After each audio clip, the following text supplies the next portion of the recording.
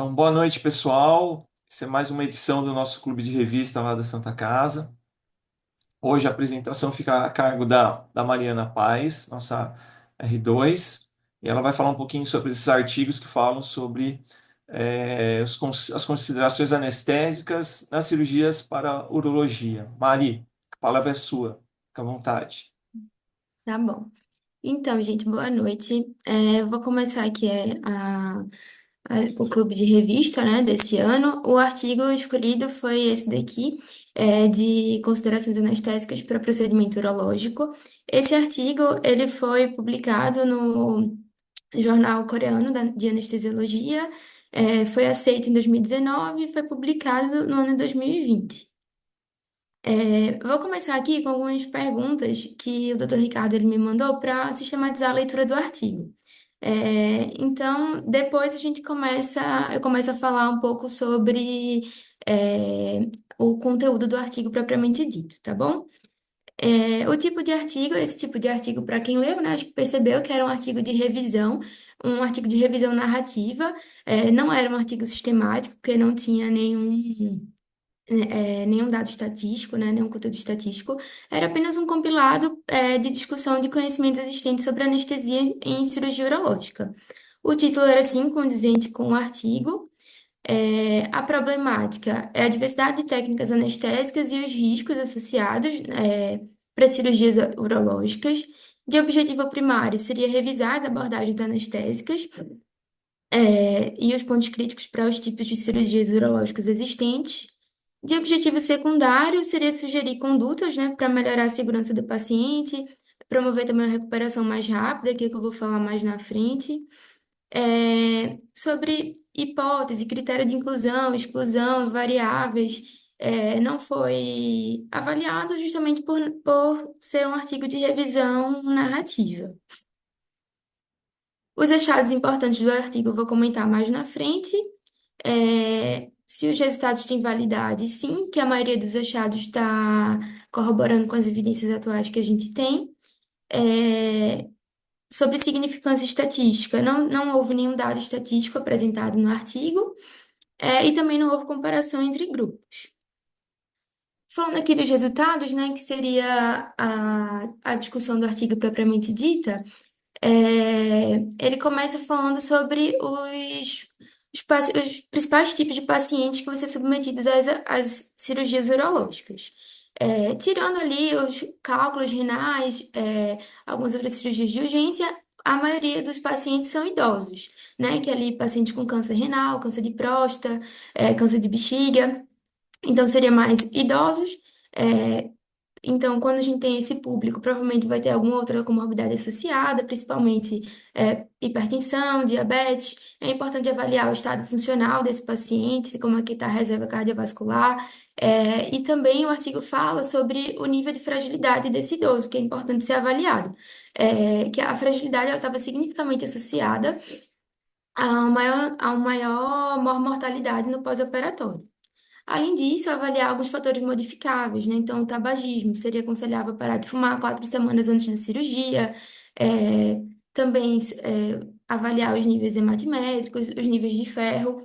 Ele fala também que uma deficiência de ferro, mesmo sem anemia, deve ser tratada, né, com suplemento de ferro via oral, principalmente naquelas cirurgias que têm um potencial de sangramento acima de 500 ml. Isso reduziria complicações no pós-operatório, melhorava também a cicatrização e diminui a necessidade de transfusão de sangue. Essa parte aqui não tinha no artigo, mas eu peguei essa tabelinha do Miller, que fala sobre a inervação do sistema geniturinário. Então, vai ter uma inervação simpática, parasimpática, e também sensorial. E aí, o rim, o ureter e o testículo teriam níveis mais altos, né? Pelo testículo compartilhar o mesmo folheto embrionário. Então, seria ali mais ou menos em T8, T10. Então, quando você for fazer a RAC, essa RAC tem que ter um nível mais alto. Uma cirurgia letiva, tudo bem, mas assim, você pensa em uma cirurgia de urgência, né? Por exemplo, uma atuação testicular. Então, se você faz uma RAC e ela não dá nível, você ainda iria atrasar mais a cirurgia, tendo que converter para uma anestesia geral se você não pega um nível adequado.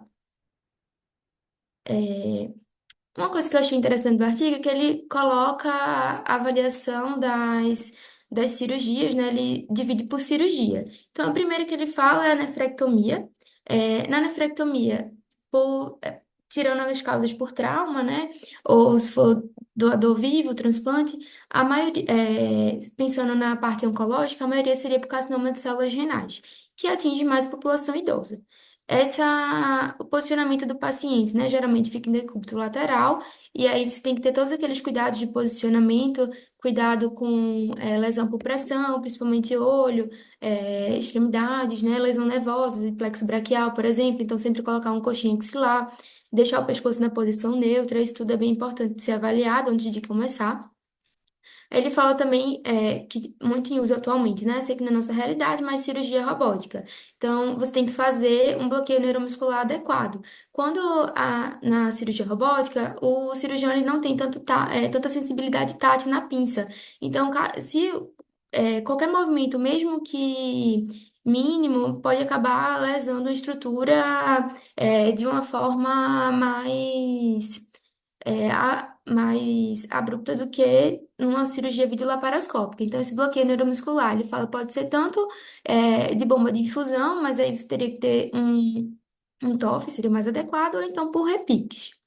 Outra coisa que ele frisa bem no artigo seria o uso de anti-inflamatório não esteroidal. Muitas pessoas ficam receosas de utilizar os AINES, né, no paciente que já tem alguma disfunção renal, mas foi visto que seria muito bom seu uso analgésico, até mesmo pelo efeito poupador de opioide. Esse outro artigo que eu coloquei aqui, em itálico, né, ele comparou, né, pacientes que foram submetidos à nefrectomia com doador vivo. E aí ele comparou quem recebeu cetorolaco no pós-op e quem não recebeu, e viu que os pacientes que receberam tiveram menor dor no pós-operatório e também menor tempo de internação hospitalar. E não houve nenhuma redução na função renal. Passando aqui para a cistectomia, essa cirurgia é realizada no câncer de bexiga mais invasivo, tem uma alta perda sanguínea, né? Aí a média de perda de sangue vai de 500 ml a 3 litros. E ele frisa bem na parte de transfusão, que tem que ser feita com cautela. Ele viu esse estudo avaliado, né, e fala que evitar a transfusão intraoperatória pode melhorar o prognóstico oncológico do paciente. Eu trouxe aqui outros dois artigos que eles falam que a transfusão de sangue no intraoperatório ela foi significativamente associada a uma menor sobrevida livre de recorrência do câncer. Aí que também essa transfusão aumentou a morbidade e infecção no sítio cirúrgico quando realizada no intraoperatório. Já feita no pós-operatório, não houve esses desfechos. Mas ainda assim, a maioria dos estudos eles não tiveram significância estatística com essa relação da transfusão e a recorrência do câncer. Passando aqui para a RTU de bexiga, eu vou falar mais na frente de síndrome de RTU, na parte de próstata, mas aqui nessa parte do tumor vesical, vou falar sobre o reflexo do nervo obturador. Esses pacientes, ele fala no artigo, né, que tem que ter um bloqueio neuromuscular profundo. Então, mesmo que você faça anestesia geral com máscara laríngea, é importante bloqueio neuromuscular para evitar o reflexo, que seria o movimento voluntário da coxa, né? E, obviamente, feito com hack, e sem nenhum problema, sem tendo bons desfechos, né? Mas que a hack sozinha, ela não vai interferir no reflexo. Então, a alternativa que ele fala seria a combinação da hack com o bloqueio periférico do nervo obturador. Eu peguei trouxe essa imagem aqui que eu peguei na história mesmo, e aí ele tem duas abordagens, né? Ele fala, pode ser feito na via pública, mas que foi a primeira utilizada, mas que hoje em dia não é tão utilizado assim, que os desfechos utilizando a via inguinal, ele é melhor. E aí você pode fazer essa imagem aqui da esquerda, seria mais distal, né, antes da bifurcação aqui do nervo, então você injetaria anestésico e focando apenas no bloqueio do nervo para cirurgia urológica, você pode fazer com lidocaína mesmo, 2%. Injeta aí 10, 15 ml, e aqui você faz entre o adutor magno e o adutor curto, e depois, nessa outra parte aqui, entre o adutor longo e o adutor curto para pegar os dois, posterior e anterior aqui do nervo antes da divisão. Na imagem da direita, aqui dá para ver o nervo bem aqui, nessa setinha em amarelo, né? Também que seria a visualização mais proximal. Essa parte aqui eu acho bem importante, que é na RTU de próstata, que é uma cirurgia que é bem comum, né? Bem frequente no nosso dia a dia. E muitas vezes a gente não se atenta tanto, principalmente aí no começo do R1, que fica meio, é, às vezes meio perdido, né? Enfim. Na RTU de próstata, a gente vai ter um espaço pequeno de campo, né? E para isso é preciso utilizar fluido de irrigação para fazer uma distensão da bexiga e maior visibilidade cirúrgica. Esse fluido de irrigação, qual seria o fluido ideal, né? Um fluido que ele seja isotônico, transparente, barato, que não tenha absorção sistêmica. Esse fluido ideal não existe, né? Inicialmente era realizado com água destilada, mas por ser muito hipotônica, causava hemólise maciça, então foi deixada de lado. Hoje em dia, o que mais utiliza é a glicina e o sorbitol, que são soluções que elas têm uma mesma tendência a ser isotônica. Porém, elas são metabolizadas em amônia e aí isso pode induzir tremor e convulsão. Além disso, pela exposição do seio venoso, e se houver lesão da cápsula prostática, isso ainda é pior, vai ter maior absorção desse fluido. E aí, né, vai aumentar a concentração intravascular, podendo levar a hiponatremia, edema pulmonar e coagulopatias. Todos esses sintomas juntos, eles caracterizam a síndrome da RTU. Essa síndrome, a incidência dela é de 1 a 8% dos casos. Ele e aí, por isso, também ele fala, né, que é preferível a gente fazer uma raquianestesia com a sedação leve do que a anestesia geral. Porque nos primeiros sintomas do paciente, que seriam ali confusão mental, irritabilidade, tremor, você iria diagnosticar o quanto antes. E a conduta é interromper a cirurgia e parar a administração de fluidos. Porém, né, se, por exemplo, o paciente está sob anestesia geral, você não vai acabar diagnosticando mais tardiamente, que seria com sintomas mais graves. Ela é tida como grave quando tem uma hiponatremia com sódio menor do que 120, e aí teria as repercussões de hipotensão, insuficiência cardíaca, edema pulmonar. Quando está abaixo de 110, a gente teria mais as repercussões neurológicas, né, podendo ter convulsão, coma, menólise pontina.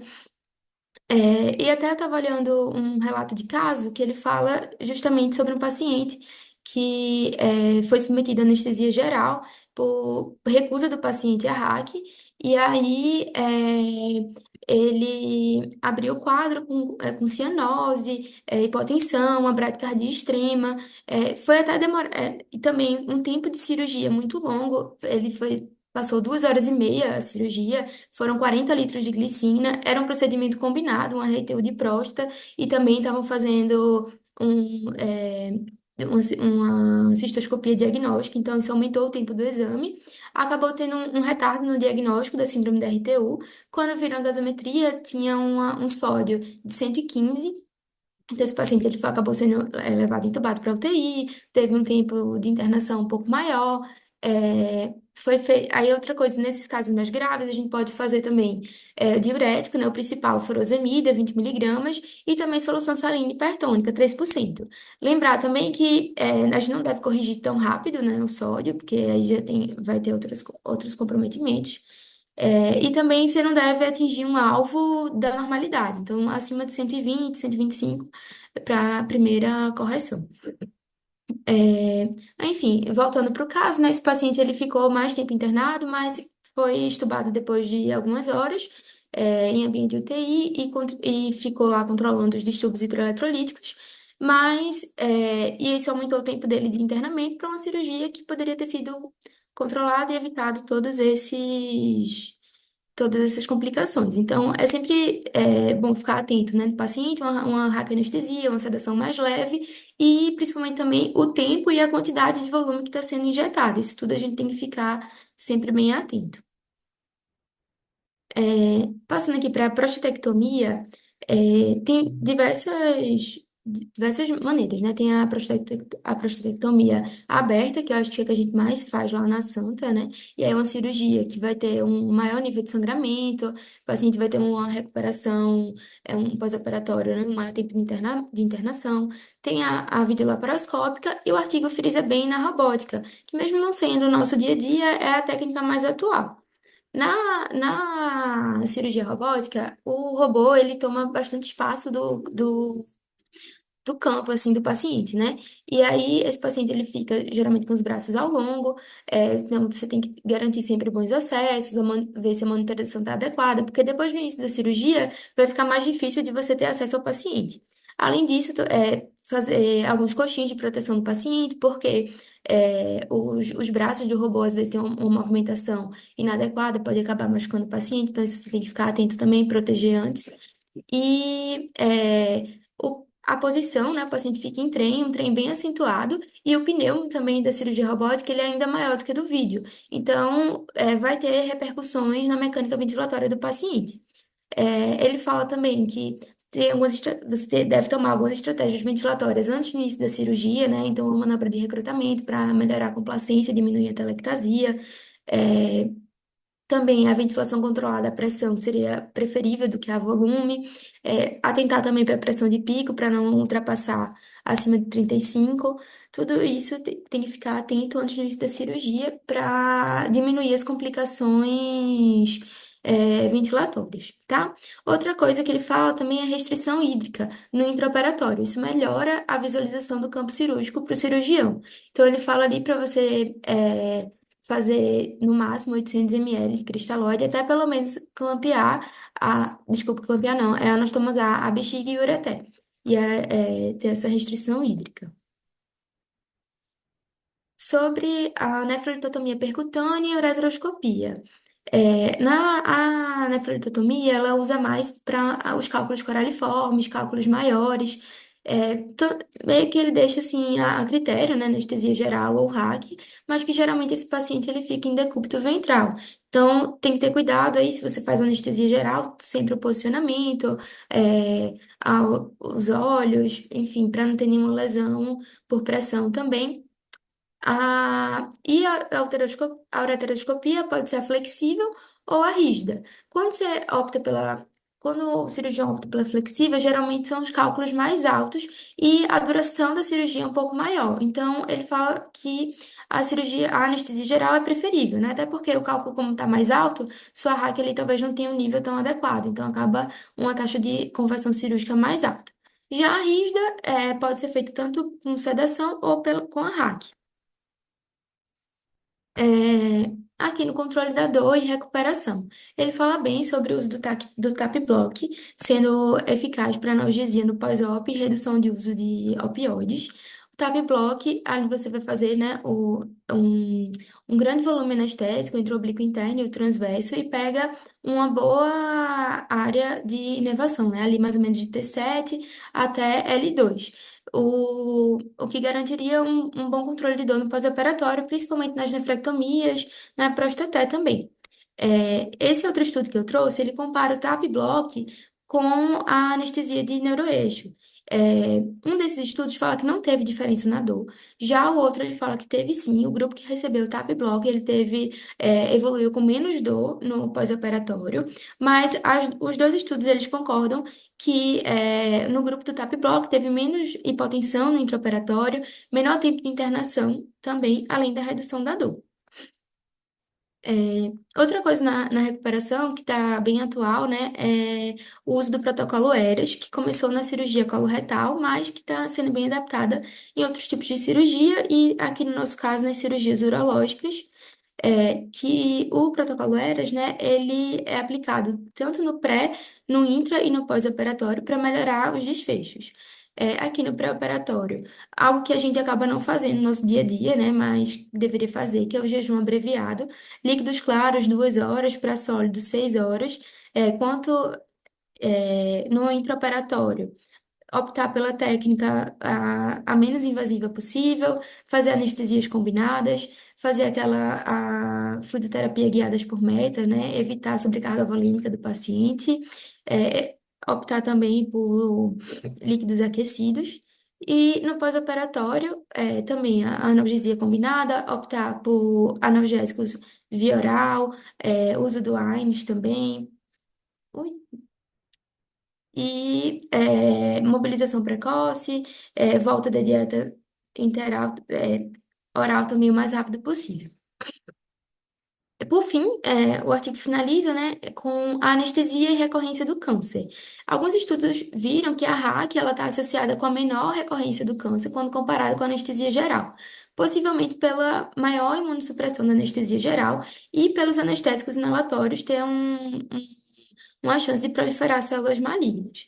Outro estudo viu também que a RAC teria um efeito antimetastático devido ao efeito dos anestésicos locais, mas isso aqui foi demonstrado apenas em estudo in vitro.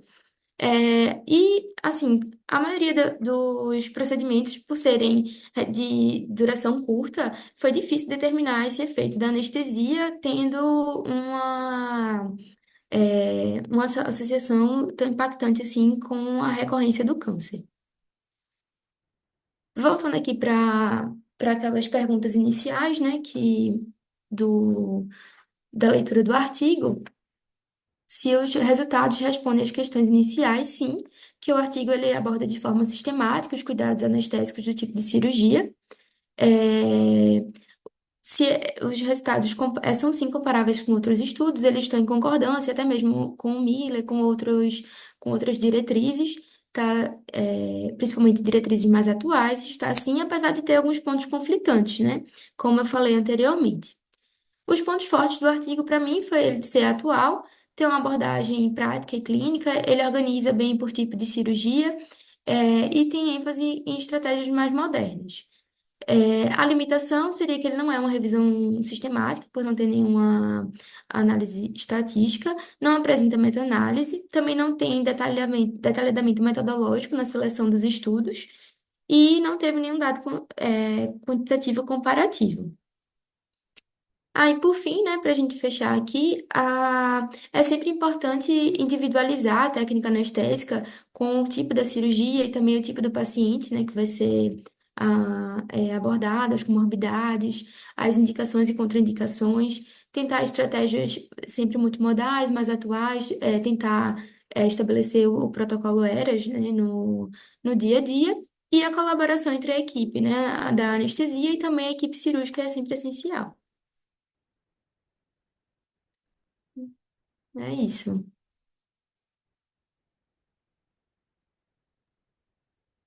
Excelente, Mari. Parabéns. Obrigada, chefe. Marito, quer comentar alguma coisa aí? Eu tô parando meu carro aqui, eu consigo assumir aí para Bom, apresentar minha parte aí em 2 minutinhos. tá bom. Eu acho que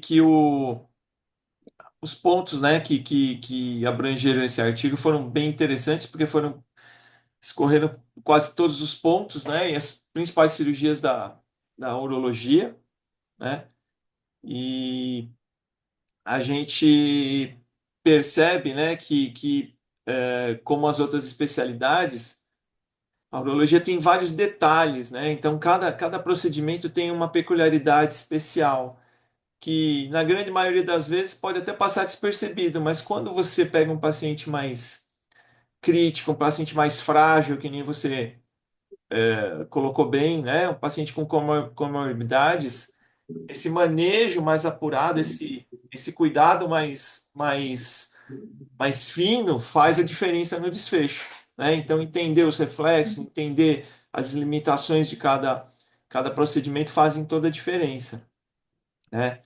Ah, em relação acho que a síndrome da RTU, isso é uma coisa que a gente vê no dia a dia, né? Diferente de outros reflexos, por exemplo, que nem o do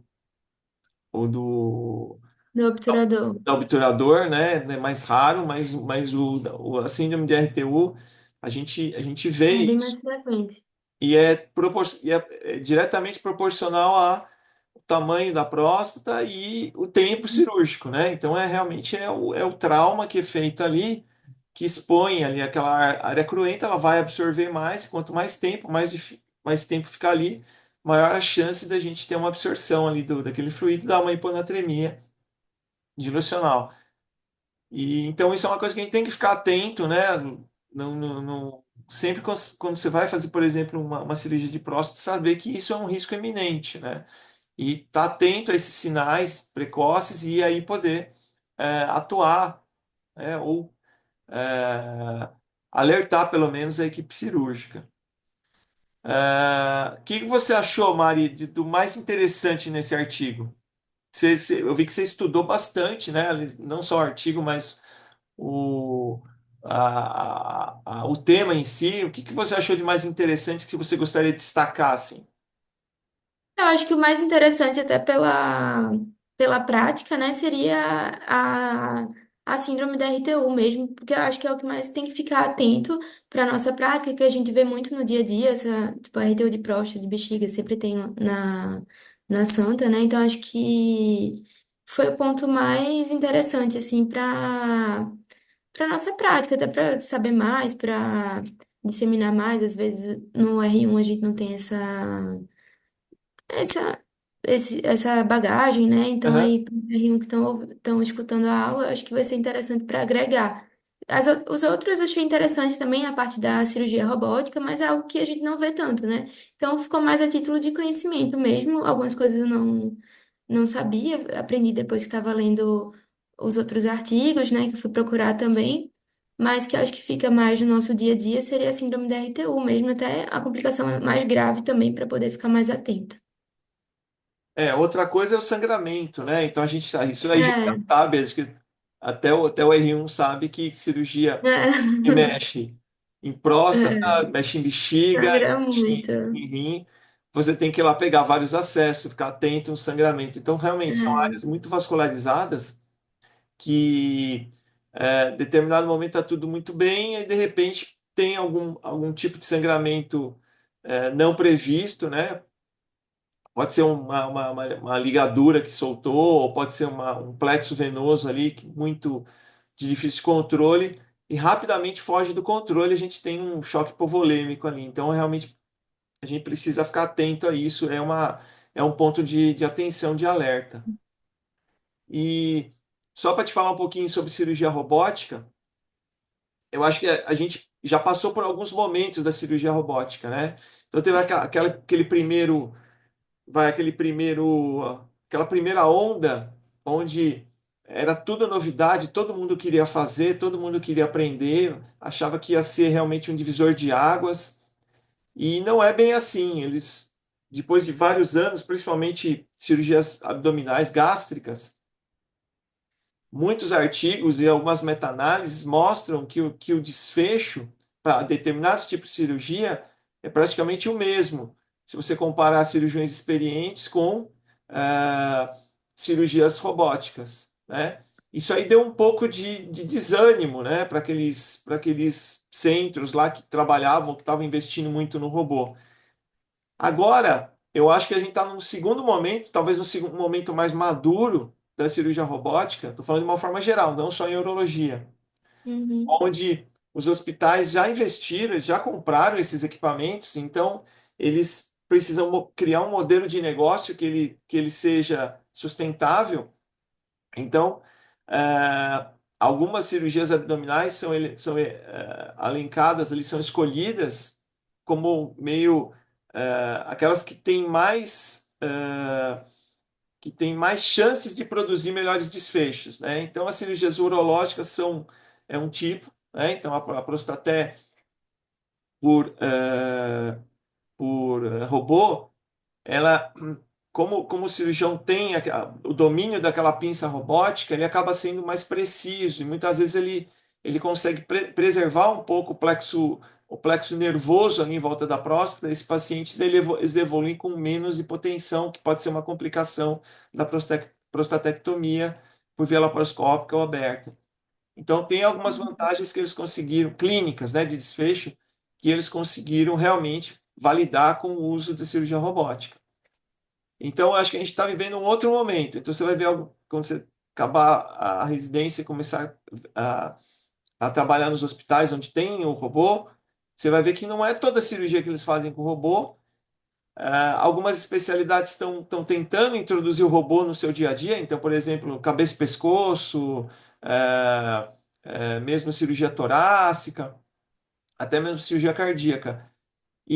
Mas ainda não conseguiram aquele timing de virar um procedimento que vale a pena, né? Ele ainda é muito caro e muitas vezes você não tem um desfecho proporcional a esse investimento. Mas a cirurgia abdominal, somente gástrica, e a urologia, principalmente, elas já saíram na frente. Então, a grande parte das cirurgias robóticas você vai ver de longe, a uro está sempre em primeiro lugar em número de cirurgias. Tá? Chefe, Uhum. só fazer um complemento. Claro. É, eu estava estudando sobre esse negócio da intoxicação na RTU e a gente fica muito com esse negócio na cabeça que é o sorbitol e a glicina. E lá nessa casa, eles acabam usando muito o soro fisiológico, porque agora eles têm o bipolar. Então, eles usam muito mais o soro fisiológico do que antigamente, que era o monopolar, que era a glicina e realmente o sorbitol. E o soro fisiológico, ele dá bem menos intoxicação pela hiponatremia em si, porque, enfim, é o soro que está sendo absorvido, né, Uhum. em a pele, mas lembrar da sobrecarga hídrica, que também é gigantesca. Então, assim, às vezes você fica pensando muito na hiponatremia e hiponatremia, e com o soro fisiológico, o foco não é tão esse. É mais, por exemplo, a gente pegou esses dias muitos pacientes cardiopatas que não podiam ter essa sobrecarga hídrica, que a gente tem que ficar tentando lembrar o tempo inteiro para a equipe sobre isso, né? Que às vezes a gente foca muito na hiponatremia e esquece da sobrecarga hídrica do soro fisiológico, que é bem mais comum usado nessa casa. Inclusive, eu acho que em todos os hospitais hoje em dia, né? Eu vejo pouco usando glicina, mas assim, não sei. Mas eu vejo muito soro fisiológico que tem esse outro efeito bem importante também. Era só para dar uma complementada, porque a Mari falou mais da glicina e do sorbitol. Não, perfeito. Sua observação foi excelente. Tanto que esses pacientes, muitas vezes, se ele não tem um coração, se não tem uma bomba boa, ele faz edema agudo de pulmão, né? Exatamente. E aí a gente Isso. acaba focando, às vezes, e faz uma sedação leve para ver confusão mental, e o paciente está lá fazendo uma sobrecarga volêmica, ficando dispneico e tudo, e a gente não percebeu, entendeu? Perfeito, excelente. E foi ótima, Mari, a apresentação, tá? De parabéns. É. Mari, Obrigada. como o Bauru sempre faz, né? Eu pulei essa parte para deixar para ele, mas talvez ele sempre comenta um pouco da apresentação e dos slides, né? Eu acho que ele aprendeu isso com a doutora Lígia, que ela sempre fazia isso, né? Era a primeira coisa. Então, assim, slide com fundo escuro, ele fica bonito, mas muitas vezes, quando tem muita coisa escrita, fica difícil de acompanhar, tá?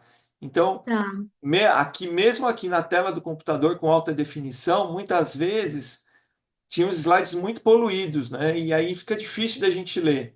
Então precisa tomar cuidado com isso. Algumas vezes você invertendo, colocando um slide com. Não tem jeito, você tem que colocar muita informação, né?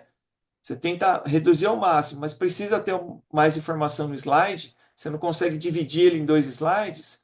Às vezes você inverter, colocar um fundo claro e a letra escura, fica um pouco mais fácil da pessoa enxergar, né? Ou pelo menos fica visualmente mais assim palatável, tá? Então, tá. sempre cuidado isso com os slides, porque, como eu sempre digo para vocês, muitas vezes a gente vai apresentar o trabalho, ou vai apresentar o artigo, alguma coisa, e você não sabe como que é o projetor do lugar que você vai estar, né? E se você Uhum. tem determinados tipos de slides que ficam bonitos na tela do computador, mas se você pega e põe num projetor que não tem uma fonte de luz tão intensa, nossa, o slide fica muito difícil de ler, tá? Então, sempre Tá. cuidado com isso daí. Outra coisa, você falou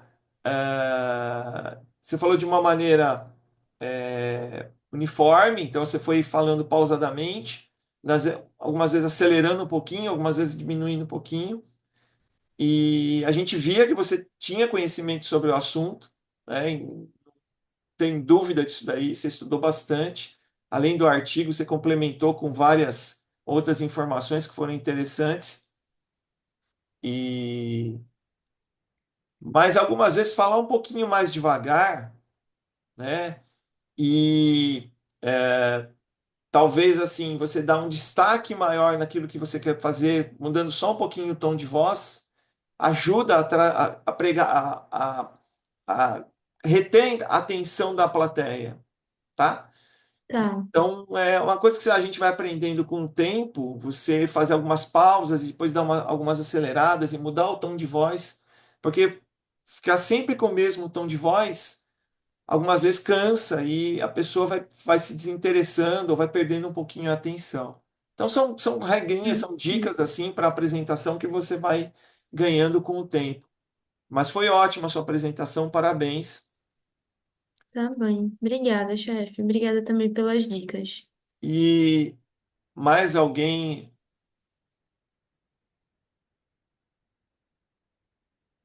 Oi, Malito. Oi, Oi. Deixa eu tentar compartilhar aqui tá agora, bom. porque vai ser pelo meu celular. Vamos ver se vai dar boa aqui, ó.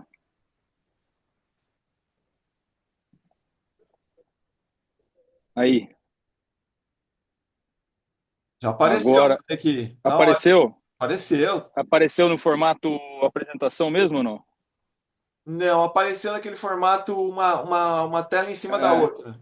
Mas Então vai ser esse jeito aí, Malitão. tá bom. Então é o seguinte, cara, então, ó, cara, é bom que, primeiro eu peço desculpas aí, tô tentando chegar em casa aqui, mas não consegui, acabei parando num lugar aqui, aí eu tentei conectar o computador, não deu, enfim, hoje foi realmente um dia bastante difícil.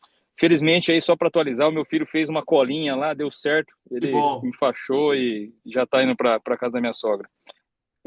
Então, pessoal, assim, eu estava acompanhando aí o Malito, acho que ele complementou bem, pontuou perfeitamente aí uma série de detalhes, então vai facilitar bastante aí o que eu queria falar para vocês. Mariana, parabéns aí pela apresentação, parabéns pelo empenho, eu acho que concordo com o Malito aí, você estava bem inteirada sobre o assunto, foi bem assertiva aí na sua explicação. Aqueles detalhes que eu comentei para você de diagramação realmente impactaram um pouco aí em relação ao contraste das palavras, um pouco desse fundo. São pequenos detalhes que você tem que acrescentar aí no dia a dia, né, das suas apresentações que vão te levar aí a melhores resultados depois. De conteúdo super legal, achei muito bom você, como o marido comentou, você colocou algumas coisas adicionais, você buscou isso aí, acho que isso é importante, você fez comparativos, isso para sua prática é legal, para a prática, para externar aí para os colegas também é legal, tá? É, e acho que basicamente isso, mais uma vez, só para atualizar, como o Maurito perguntou, acho que esse é o 21º Clube de Revista, e aí eu queria mostrar, primeiro uma coisa que eu estava ouvindo com umas aulas da SBA, e dentre delas, até comentei com vocês aí umas coisas que vocês precisam fazer, tentar assistir um pouco mais essas aulas, fazer isso aí no momento de que estiver viajando, que estiver, sei lá, esperando num determinado lugar, ou que você vai para um lugar, coloca uma aula para ver, vai queimando essas informações, porque tem muito conteúdo lá e que vocês têm que ir drenando isso aí de tempos em tempos. Eu não sou especialista em urologia, por isso que sugeri mesmo essas aulas lá.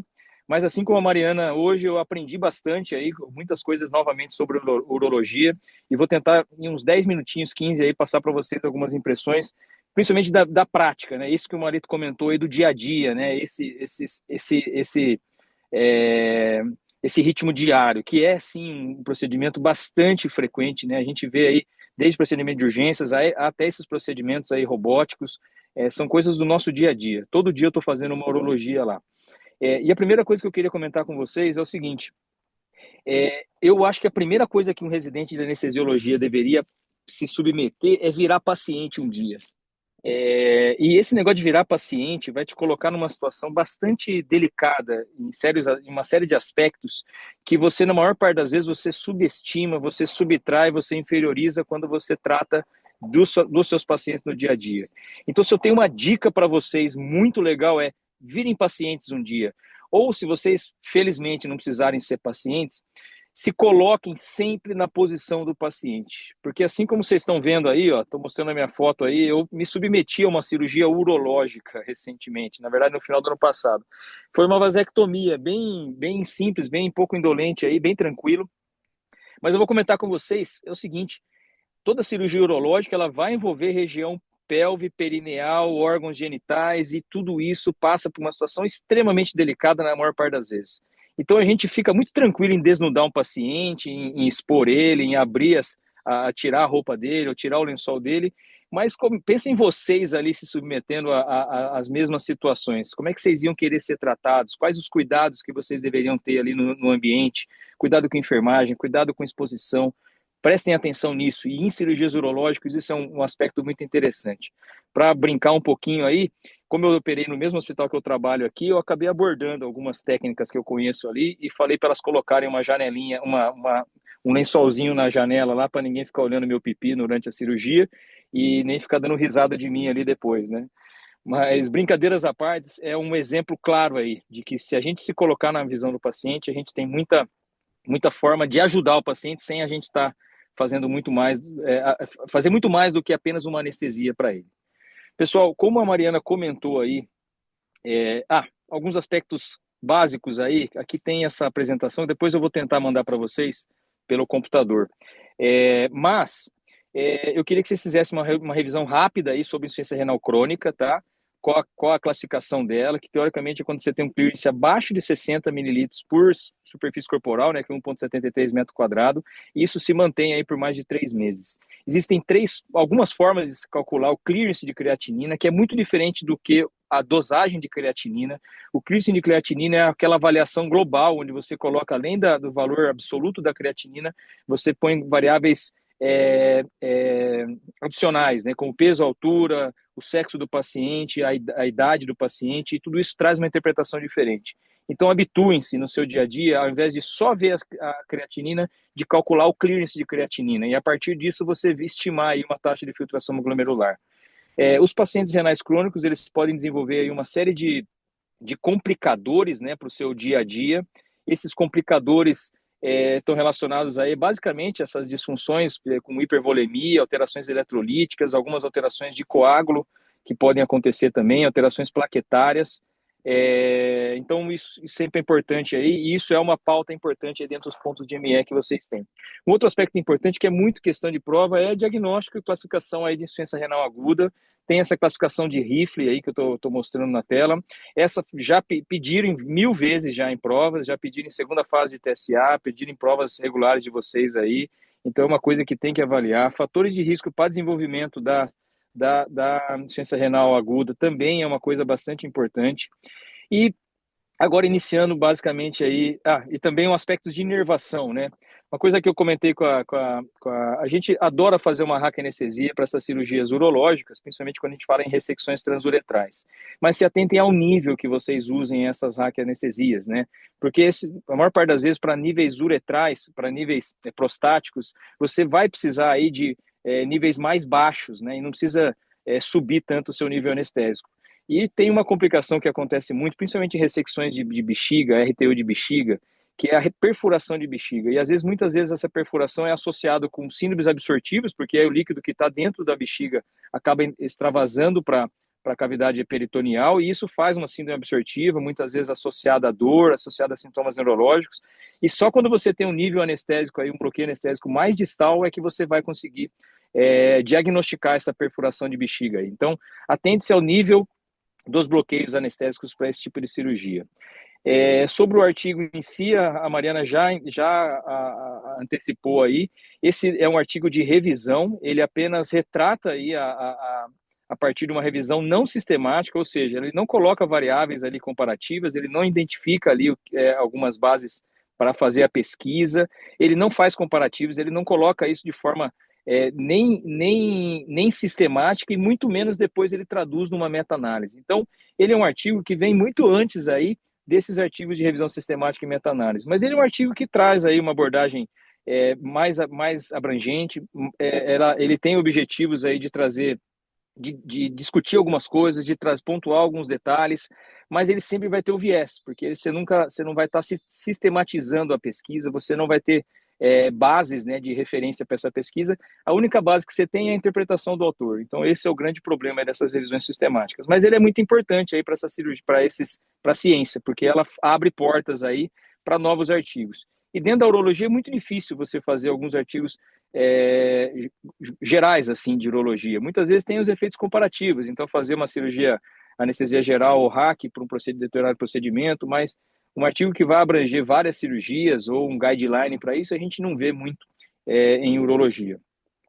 A Mariana comentou bem das principais cirurgias, eu não vou me atentar, não vou reformular isso. Vou fazer alguns pontos principais, principalmente a nefrectomia, lembrando que a nefrectomia parcial é uma cirurgia muito mais sangrativa do que a nefrectomia total, porque a nefrectomia parcial você acaba abrindo, né, o rim, você tem uma exposição do rim, então esse rim pode sangrar mais, então cuidado aí com essas nefrectomias parciais, elas podem trazer mais sangramentos, elas são limitadas aí a lesões menores, tá? E também dependendo da topografia. Lembrar que essas cirurgias elas podem, na maior parte das vezes, acometer pacientes mais idosos, como comentado aí, pacientes com obesidades, muitas vezes tabagistas, né? Então, atente-se a esses detalhes. Alguns desses tumores podem invadir a região, o sistema aorto-cava, muitas vezes a cava, e às vezes você tem associação aí de cirurgias vasculares junto para retirar desse tumor. Bem comentado aí das ressecções transuretrais de bexiga, né, sobre a lesão do nervo obturador, lesão, né, o estímulo do nervo obturador, muitas vezes impacta na qualidade cirúrgica. A síndrome da ressecção transuretral de próstata é uma síndrome que também foi bem comentada por vocês aí, e no final uma colega acho que adicionou que hoje em dia eles têm usado muito mais soro fisiológico, porque é a tendência atual. E aí que eu falo um pouco da nossa prática. Hoje no meu dia a dia eu uso muito pouco soluções hiposmolares, né? Eu acabo usando muito mais soro fisiológico na cirurgia de irrigação. Isso porque a minha realidade enquanto hospital privado, hoje em dia a gente tem laser ablação, a plasma cauterização, o que eles chamam o green light, né? Aí eles fazem agora o ROLEP, enfim, tem uma série dessas, ou o bisturi bipolar, né? Mas todas essas técnicas, quando você não passa corrente, você pode usar esse soro fisiológico e isso reduz muito aí essas repercussões de absorção. Mas no passado era muito prevalente, isso era determinante também pelo tamanho da próstata, pelo tempo de cirurgia e pela altura do soro que eles colocavam lá. Então, mas tudo isso é questão de prova, vocês têm que adaptar isso aí como questões de prova, né? Entender quais as soluções, lembrar que essas soluções também irrigam muitas vezes o útero, podem irrigar outras cavidades assim, mas basicamente essas cavidades onde você precisa de uma distensão, que é o útero e a próstata, e a bexiga, na verdade, né? Aqui então eu comentei, né, as princípios então, bipolar, laser resection, plasma vaporização, ablação por micro-ondas ou aquaablação. Lembrar então das soluções, todas essas soluções têm uma modalidade um pouco diferente aí da fisiológica. Os aspectos agora de ordem prática, e aí sim vocês também comentaram bastante, o posicionamento. Posicionamento na cirurgia urológica acho que é um dos grandes desafios aí, quando a gente faz a cirurgia renal, que a gente põe um decúbito lateral, você põe essas hiperextensões aí do quadril, de apoios de braço, compressões aí vasculares, compressões nervosas. Então se atentem muito a isso. Quando a gente fala então de cirurgias robóticas, a gente pensa todo esse posicionamento e ainda vem um robô por cima. Então tem muito risco associado a trauma mecânico, a trauma de pressão, a trauma por compressão, tá? Isso aqui também eu mostrando, não sei se vocês conseguem ver aí um pouco da nossa realidade aqui, a toda a nossa preocupação nessas cirurgias robóticas em relação ao posicionamento do paciente. Esses aqui são colchões que eles se moldam com o paciente, então há uma preocupação violenta aí para essas cirurgias robóticas, videolaparoscópicas, em relação ao posicionamento e à estabilização do paciente. Lembrar então, como foi comentado aí pela Mariana, é um Trendelenburg prolongado, nas cirurgias prostáticas a gente assume um Trendelenburg prolongado, acentuado, muito mais do que as cirurgias normais, né? Esse Trendelenburg, ele está associado aí a uma série de cuidados, né, para você anestesiar o paciente. Primeiro, então, você lembrar que esse paciente da cirurgia robótica, ele vai estar sempre distante de você, então você vai ter que colocar toda a sua extensão, os seus dispositivos, o seu sistema de ventilação, todo ele bem distante, então se atente bastante a esses detalhes. Aqui a gente vê uma foto aí do nosso centro cirúrgico, lá as bombas aqui atrás, e a gente vê o paciente lá atrás, então todas as extensões bem colocadas, cuidados também em relação à monitorização, você vê que a gente coloca aqui o TOF, tenta deixar ele, porque o paciente precisa ficar imóvel o tempo todo nessas cirurgias prostáticas, com robô, sem robô. Lembrar que com esses posicionamentos a gente tem uma série de repercussões hemodinâmicas, respiratórias, né? Então o paciente muitas vezes ele fica em Trendelenburg, ele é amarrado na mesa por conta para evitar movimentações. Além disso, tem a compressão do pneu peritônio. Então, tudo isso aumenta muito a dificuldade respiratória. E na minha visão, esse é o principal detalhe aí, né, da cirurgia robótica de próstata. É a ventilação. Esse é um dos principais desafios que você tem que ter, obviamente, além do posicionamento. Mas aqui a gente vê que, né, que se vocês conseguem ver essas duas imagens aí de uma espirometria. Espirometria é tipo, esse é o monitor que a gente tem em alguns monitores. Esse é um espirômetro, então a gente vê aí as curvas, né, do lado esquerdo, uma curva normal de um paciente sob ventilação sem pneu peritônio, e aqui à direita você vê como essa curva ela acaba abrindo um pouco mais, tendo um aumento de pressão, né, para manter os mesmos níveis de volume. Então a gente vê que a repercussão da espirometria traduz muito essa dificuldade ventilatória. Queria que vocês atentassem então aos sistemas de ventilação protetora. Então, os cuidados aí, a pressão inspirada, cuidados com PIP, a gente às vezes utilizar de uma hipercapnia permissiva. O artigo também comenta sobre os ajustes, né, de ventilação, que você pode alterar aí as relações inspiratórias e expiratórias. Você estimula você a fazer recrutamentos alveolares. Uma coisa que eu queria destacar para vocês aqui é o tamanho do tubo, né? Hoje em dia a gente padroniza muito 7,5 mulher e 8 homem. E isso, quando a gente fala em cirurgia prostática, em cirurgias com Trendelenburg acentuado, que você tem dificuldade de ventilação, às vezes pacientes mais obesos, a escolha adequada de um tubo e tubos maiores vão determinar aí a qualidade da sua ventilação. Então, procure escolher o tubo de acordo com a altura do paciente e o sexo do paciente, e não apenas com o sexo do paciente. Muitas vezes isso fica limitado. Vejam aqui, ó, essa é uma ventilação de uma cirurgia robótica prostática, né?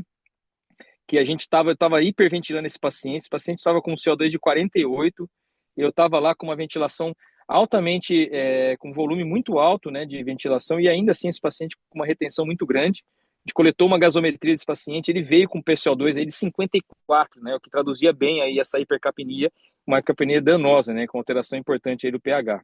Isso tudo pode estar sempre pode estar presente aí nessas cirurgias prostáticas, robóticas ou não, por dois aspectos. Primeiro, porque você disseca o reto peritônio. Quando você faz o acesso da próstata, você disseca o reto peritônio, e esse reto peritônio ele absorve muito CO2. Outro, você tem dificuldade ventilatória, né, natural, então você tem limitações aí de pressão às vezes. E nesse caso, esse paciente estava sendo submetido a um enfisema subcutâneo silencioso ali, então esse paciente estava com uma infiltração do subcutâneo do CO2, algo que foi uma complicação cirúrgica, mas que repercutiu importantemente aí na nossa anestesia. Lembrar também que nesses posicionamentos em Trendelenburg acentuado, a gente consegue monitorar através do BIS alterações importantes em relação a metabolismo e a atividade cerebral. Então, a gente consegue ver ali, em alguns casos, alterações aí da hipersincronização que acontece no BIS. A hipersincronização nada mais é do que um aumento da potência, um aumento do vermelhinho ou dessa fase mais escuras nas linhas alfa e delta do BIS. Vocês não estão, às vezes, muito habituados com o BIS, mas é uma informação importante aí, que a hipersincronização está relacionada à reserva neuronal e a uma preservação de metabolismo cerebral. Muitas vezes, quando você coloca o paciente nessa situação de Trendelenburg acentuado, a gente vê nitidamente isso no BIS, uma alteração desse metabolismo, e isso muitas vezes está associado à congestão por conta do Trendelenburg. Se atentar, então, novamente aí ao posicionamento, né, ajuste de braços, né, lembrar dessas posições de litotomia, que isso muitas vezes está associado a compressões nervosas, principalmente quando tem raquianestesia associado, isso pode, às vezes, te impactar ali em lesões neurológicas, né, por compressão no pós-operatório. E, para finalizar, eu queria resumir que o nosso dia a dia, então, basicamente, a gente faz muitas ressecções transuretrais de próstatas. Essas ressecções, na maior parte das vezes, a gente faz com raquianestesia. A tendência hoje da utilização dessas soluções das técnicas mais avançadas e a utilização de solução fisiológica nessas técnicas tem nos permitido, às vezes, fazer alguns procedimentos com anestesia geral, muitas vezes com máscara laríngea, mas ainda o carro-chefe é a ressecção transuretral de próstata com uma raquianestesia. As RTUs de bexiga, quando de pequena monta, nós usamos uma raquianestesia, mas também, em muitos casos, aí, preferimos até uma anestesia geral, tá? Principalmente quando não são lesões extensas, né, quando a ressecção é mais pontual. As cirurgias, os ureterolitotripsias, nós usamos basicamente anestesia geral, isso porque nós temos máscaras laríngeas disponíveis sempre e nós usamos sevoflurano, né? Eu não sei como é que está o dia a dia de vocês aí. Aí na Santa Casa, na minha época, a gente fazia ureterolito com raquianestesia. As cirurgias, as nefrectomias, se atentar a posicionamentos, cuidados de posicionamento, os apoios, as lesões, as nefrectomias parciais com maior risco de sangramento, mas as nefrectomias totais, principalmente quando você tem dificuldade de clampear a entrada dos vasos ali, né, o hilo, né, vascular, você tem mais risco de sangramento. As prostatectomias, acho que o principal é o Trendelenburg acentuado, atentar esses cuidados de ventilação, atentar aos cuidados de posicionamento, atentar aos riscos de sangramento, né? Principalmente vocês no hospital escola, aí, essa cirurgia ainda tem uma curva de aprendizado ainda um pouco demorada, então se atentem que pode acontecer muito sangramento nesses casos também, mas acho que o principal desafio aí é posicionamento e ventilação mecânica nesse caso, tá? A hipoidratação, ela está associada aí à melhoria de campo cirúrgico e também à redução um pouco de congestão cerebral, então tentar hidratar pouco esse paciente até que você faça anastomose e que você depois devolva esse paciente numa posição de decúbito dorsal, você pode expandir ele um pouco mais. A cistectomia é a cirurgia mais agressiva, né, das urológicas, ela é uma cirurgia que te exige aí monitorização avançada, pressão venosa com acesso venoso central, com pressão arterial média, coletas dispositivos aí de monitorização, como débito urinário, coleta de gás seriado, enfim. É a principal cirurgia, a maior cirurgia, com risco de sangramento, com risco de transfusão, riscos de recidiva aí por conta das transfusões, tudo isso muito bem colocado. A nossa prática aqui, a gente, no dia a dia, o nosso protocolo para prostatectomia radical é uma raquianestesia com anestesia geral. Essa raquianestesia com subdose de anestésico local, 10, 12 miligramas no máximo, e associação com opioides. O objetivo dessa raquianestesia é melhora não só da dor, né, relacionada ao procedimento em si, mas muito associada. A gente viu que a introdução da raquianestesia para as prostatectomias reduziu muito a sensação de distensão vesical, um tenesmo vesical que o paciente tinha no pós-operatório. Então, o paciente com raquianestesia, mais anestesia geral para a cirurgia de uma prostatectomia radical, a gente tem resultados excelentes aqui, com boas evoluções aí no pós-operatório. Pessoal, acho que isso, apesar da correria aí, apesar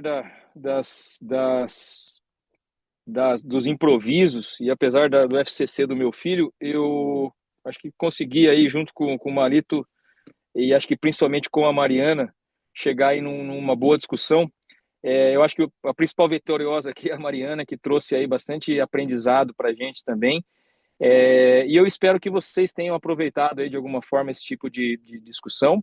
Para a nossa próxima discussão, eu vou novamente, já elencamos aí a colega, só não vou lembrar o nome dela, mil desculpas, mas eu já vou entrar em contato com ela essa semana, a gente já tem até uma colega aí para nos auxiliar também, dentre dos assistentes, para auxiliar na discussão, que vai ser sobre pediatria. E para finalizar, eu agradeço aí mais uma vez o Malito, agradeço a presença de todos aí, agradeço a paciência, e espero que vocês aí, junto comigo, a gente tenta mais uma vez no próximo mês se debruçar sobre mais um tema, tentar estudar novamente isso aí de uma forma assertiva e que a gente possa, ao final aí, aprender, trazer mais informações e estimular o aprendizado de vocês aí no dia a dia. Beleza, pessoal? Obrigado, Foi Bauru. ótimo. Obrigada, chefe. Foi ótimo. Parabéns, Mari. Obrigado, Bauru. Vai Obrigada. descansar, cuidar do seu filho. A Mari também vai descansar. Beleza. E aí, Tranquilão, Malitão? quando você vier aqui para São Paulo, você sabe que você tem aquele Vale Dogma, né? O Vale Dogma, com certeza. Mas eu vou em breve, em outubro eu tô aí, cara, se Deus Então quiser. tá bom. Gente, obrigado. Obrigado, pessoal. Um abraço a todos aí. Valeu. Bom descanso. Tchau. Tchau, tchau. Obrigada, foi muito bom.